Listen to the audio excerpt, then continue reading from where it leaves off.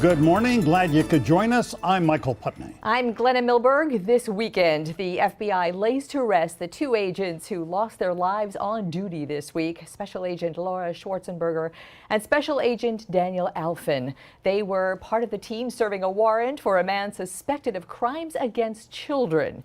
He was apparently watching on a security camera, began shooting through the door and window, killing agents Alfin and Schwarzenberger and wounding three other agents before shooting himself. The debacle is the deadliest FBI operation since the 1986 Sunnyland shootout in a South Dade shopping center where FBI agents Ben Grogan and Jerry Dove were killed. Part of the team there 35 years ago, former agent Ed Mireles, who not only survived that shooting, he ended it in heroic fashion. And he is with us today, live from Quantico, Virginia. May we call you Ed? Absolutely. Ed, thanks so much for sharing your time and thoughts with us today. Ed, welcome. We are so glad you are with us. It's a sad day, sorrowful day. Yesterday's services for Laura Schwarzenberger, today for Dan Alfin. I know that this has got to be just a sorrowful time for you too. Absolutely. I was devastated when I heard the news of what had happened. On a professional and a personal level, professionally because we lost two fellow FBI agents and law enforcement officers, and on a personal level, I feel, even though I've never met these two good people, I feel like I lost a brother and a sister. So I took that to heart, took that very personal. And we, of course, here are with the law enforcement family as they grieve, and also we are watching the beginnings of an investigation into what went wrong on Tuesday. And I wonder if you would, I mean, you can't talk case specific, obviously, but I wonder if you could take us through from your experiences in 1986.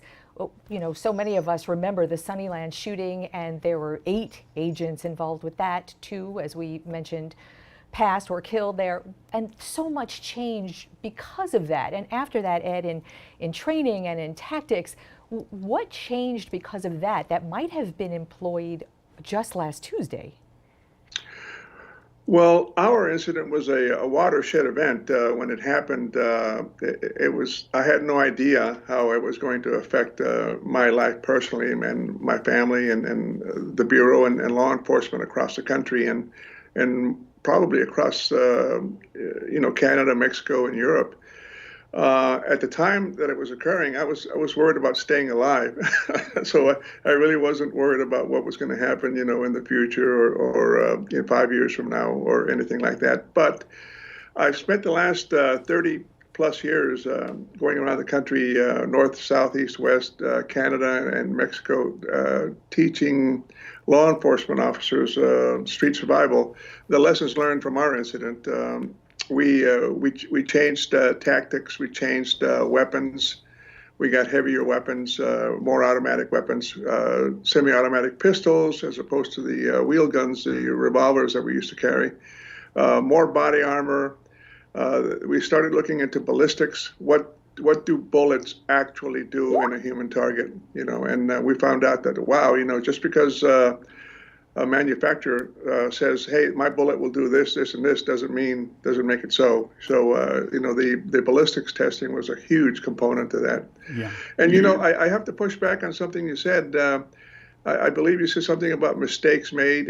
We don't know that because in law enforcement, like in the military or firefighting and fire rescue, you can do everything perfectly correct and still end up dying. Understood. Okay, and I just want to tell you, for the record, I did not say mistakes. I believe I had mentioned what went wrong. Clearly, what went wrong, right? Exactly. Okay, but point taken. We can't assume.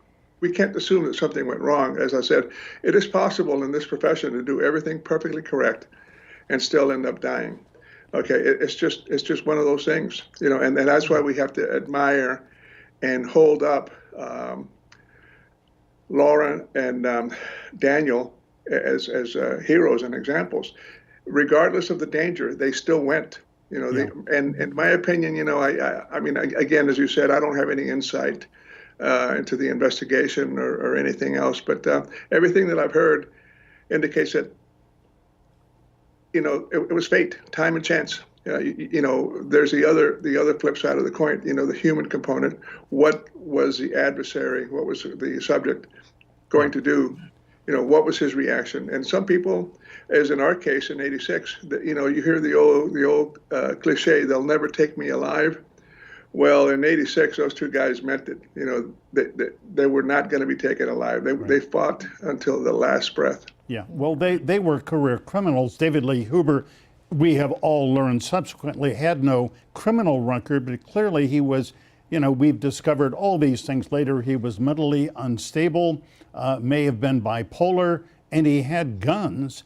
You just have to wonder, and I don't want to sound like a Monday morning quarterback, how much research. I know there is a threat assessment that the FBI goes through with every search warrant.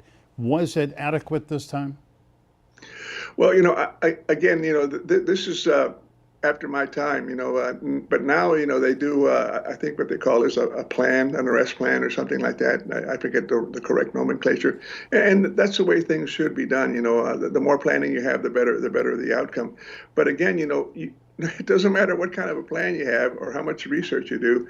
It boils down to the human component. Mm-hmm. Okay.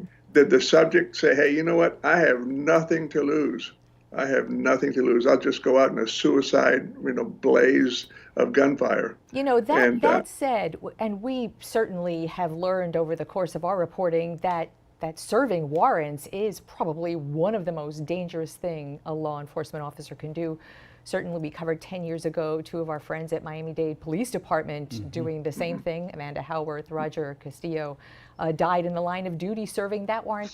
In all of this time, Ed, is there a safer, or I should say less risky way for law enforcement officers to serve these warrants? Mm-hmm. Wow. Honestly, every case is different. Every subject is different.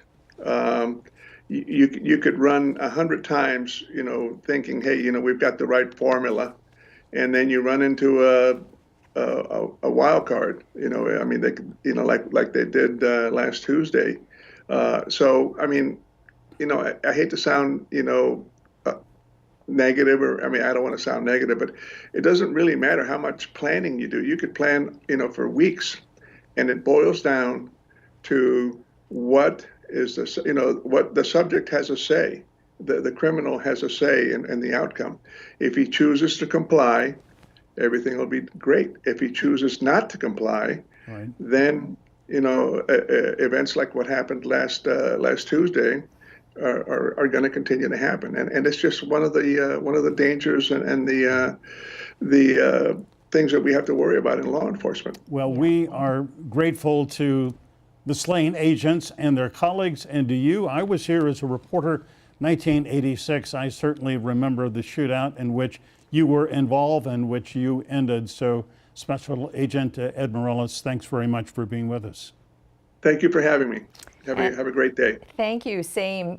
Ed was gracious enough to recount that day in 1986 for the Florida Files podcast, and our colleague Michelle Solomon put together a 5-part series on that FBI shooting. You can find that on the Florida Files on Apple Podcasts, Google Play, Spotify, Stitcher. Find a link on our website at local10.com. It's really a wonderful podcast. It is indeed.